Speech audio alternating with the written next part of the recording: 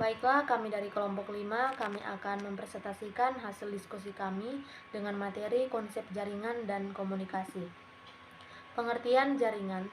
Jaringan adalah sebuah sistem yang menghasilkan media transmisi atau media komunikasi dengan cara menghubungkan dua atau lebih device. Dalam hal ini komputer. Jaringan komputer dikatakan sudah berhasil terkoneksi jika komputer dapat bertukar informasi, data ataupun resource yang mereka miliki satu sama lain. Jaringan komputer. Jaringan komputer adalah interkoneksi antara dua komputer atau lebih yang terhubung dengan media transmisi, kabel atau tanpa kabel, atau disebut dengan wireless. Sebuah jaringan komputer sekurang-kurangnya terdiri dari dua unit komputer atau lebih.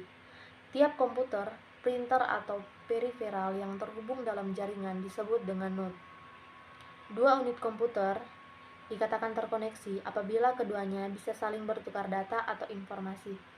Berbagi resource yang dimiliki seperti file, printer, media penyimpanan seperti hard disk, floppy disk, CD-ROM, flash disk, dan lain-lain.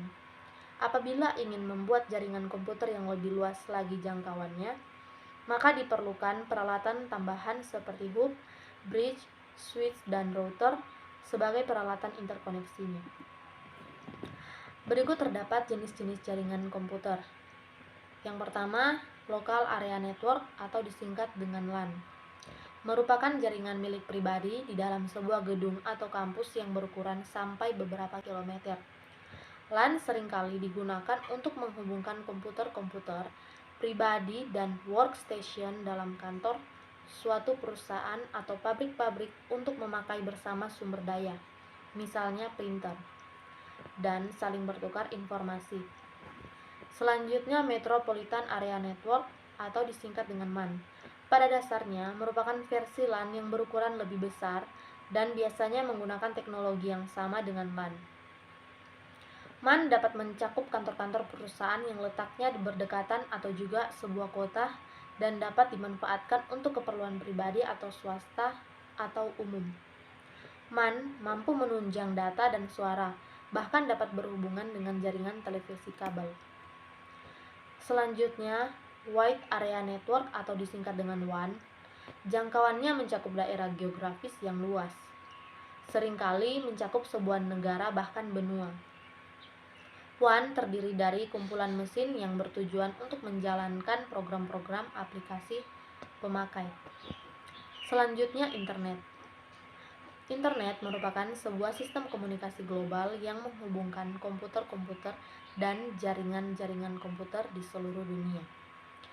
Yang terakhir, jaringan tanpa kabel atau wireless merupakan suatu solusi terhadap komunikasi yang tidak bisa dilakukan dengan jaringan yang menggunakan kabel. Perangkat jaringan. Pertama, server, kedua, workstation, yang ketiga, network interface card atau NIC, yang keempat, hub, yang kelima, switch, yang keenam, repeater, yang ketujuh, bridge, dan yang kedelapan, router. Lanjut ke topologi jaringan komputer.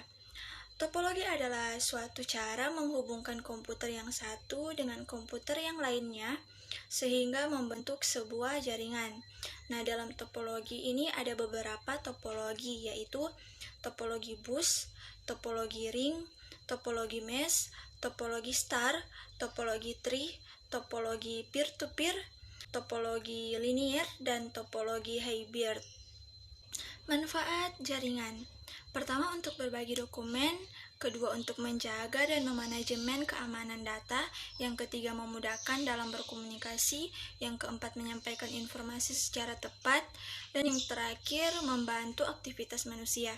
Ada beberapa dampak negatif jaringan komputer.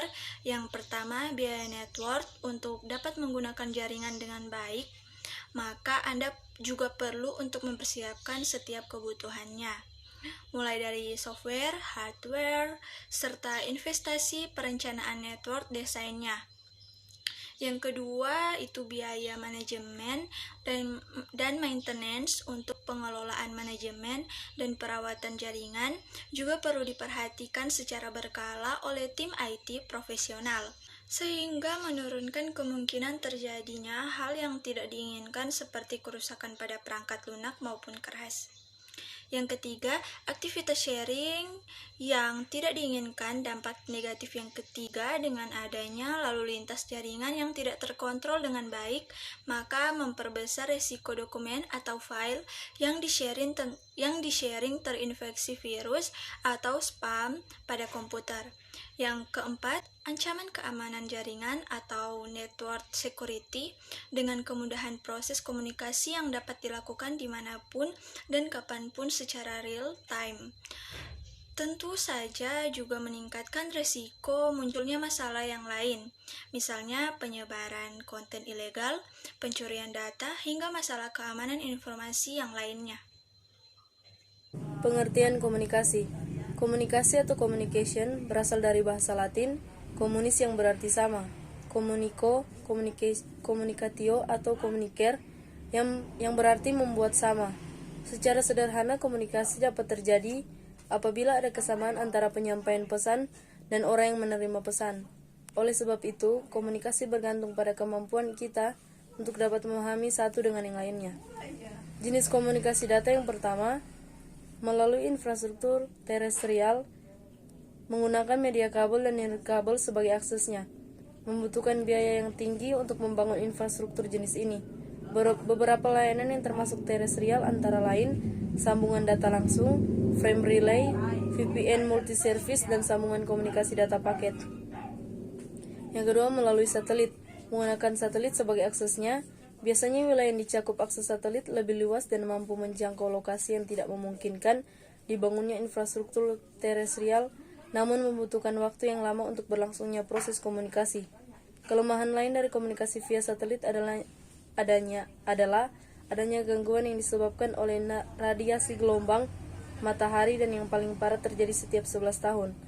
Peralatan sistem komunikasi terbagi menjadi dua, yaitu yang pertama sistem komunikasi offline, yang kedua sistem komunikasi online.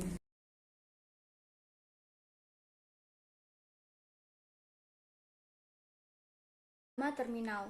Terminal adalah suatu I/O device yang digunakan untuk mengirim data dan menerima data jarak jauh dengan menggunakan fasilitas telekomunikasi.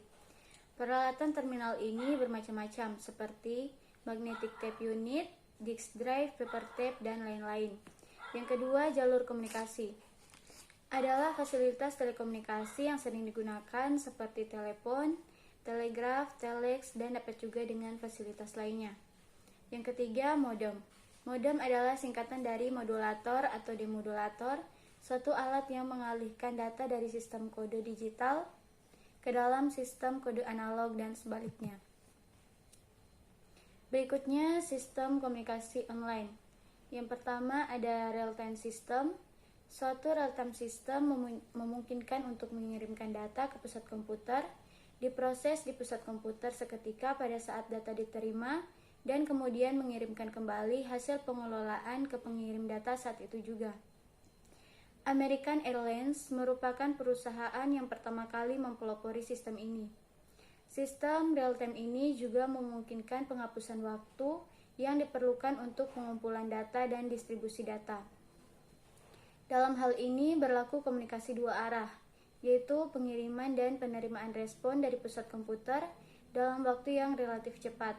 Pada real-time system merupakan komunikasi data dengan kecepatan tinggi. Kebutuhan informasi harus dapat dipenuhi pada saat yang sama atau dalam waktu seketika itu juga. Pada sistem ini, proses dilakukan dalam hitungan beberapa detik saja, sehingga diperlukan jalur komunikasi yang cepat, sistem pengolahan yang cepat, serta sistem memori dan penampungan atau buffer yang sangat besar. Yang kedua, ada time sharing system.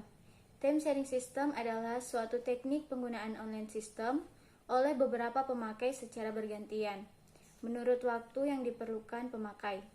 Disebabkan waktu perkembangan proses CPU semakin cepat, sedangkan alat input atau output tidak dapat mengimbangi kecepatan dari CPU, maka kecepatan dari CPU dapat digunakan secara efisien dengan melayani beberapa alat I/O secara bergantian.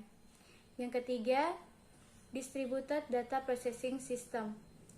Distributed Data Processing atau yang disebut juga DDP System merupakan bentuk yang sering digunakan sekarang sebagai perkembangan dari Time Sharing System. Bila beberapa sistem komputer yang bebas tersebar yang masing-masing dapat memproses data sendiri dan dihubungkan dengan jaringan telekomunikasi, maka istilah time sharing sudah tidak tepat lagi. DDP System dapat didefinisikan sebagai suatu sistem komputer interaktif yang terpencar secara geografis dan dihubungkan dengan jalur telekomunikasi, dan setiap komputer mampu memproses data secara mandiri dan mempunyai kemampuan berhubungan dengan komputer lain dan dalam suatu sistem. Kesimpulan pada materi kali ini adalah jaringan adalah sebuah sistem yang menghasilkan media transmisi atau media komunikasi dengan cara menghubungkan dua atau lebih device. Sedangkan komunikasi adalah suatu proses ketika penyampaian informasi, pesan, ide, atau gagasan dari satu pihak ke pihak lain.